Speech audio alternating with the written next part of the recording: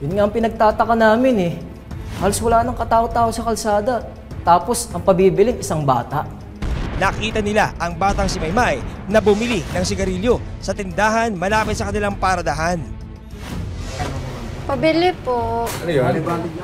Sigarilyo Dagdag po. pa ng mga saksi, may binanggit na pangalan ng isang lalaki, ang bata, na siya raw nag-utos sa kanya na bumili ng sigarilyo. Sino naman nagutos niyan? Wala naman naninigarilyo sa inyo.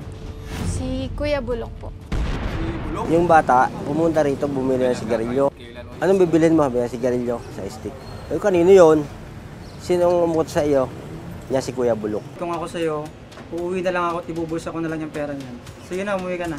Nung Sige po. nawala yung Thank you bata, ang huli ka ako nag-utos niyan, si Bulok. Yung araw naman na yon, nawawala rin yung Bulok na yon.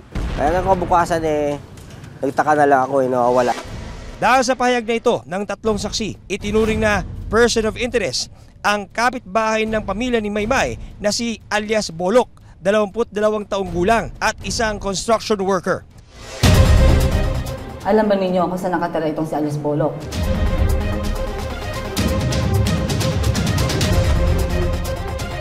Walang sinayang na panahon ang mga pulis at agad na pinuntahan ang kinaroroonan ng lalaki. Nang makarating sa bahay ng kapatid ni alias Bolok,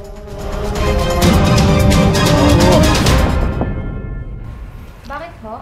Dito ba nakatira si alias Bulok? Dito nga po. Bakit po? Pwede ba namin siyang maimbitahan sa presinto? Bakit? Siya ba yung kapatid mo? Si Alice Bulok? Siya ba yun? Kuya! Mga sir, ba't Sige na! Oo. Sumama ka sa amin sa presinto! Doon ka na lang magpaliwanag. Wala po akong kasalanan, sir!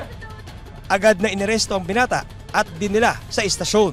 Nagkandak ko kami ng hot pursuit para mahuli itong suspect. At nung 12:20 AM ng June 13, 2024 na huli po namin doon sa bahay ng kanyang kapatid.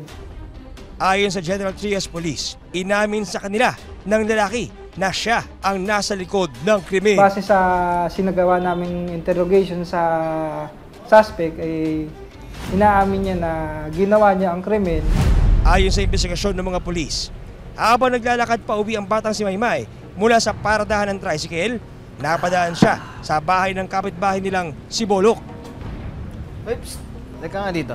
Ayon sa mga pulis, lasing na raw ang suspect noong mga panahong yun at tinawag ang batang si Maymay. Pula. Sige.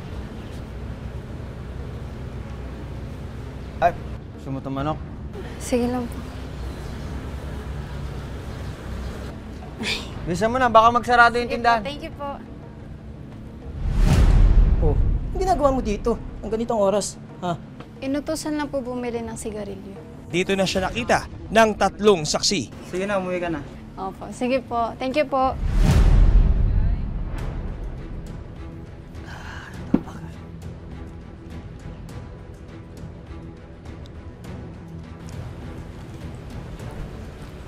Kuya,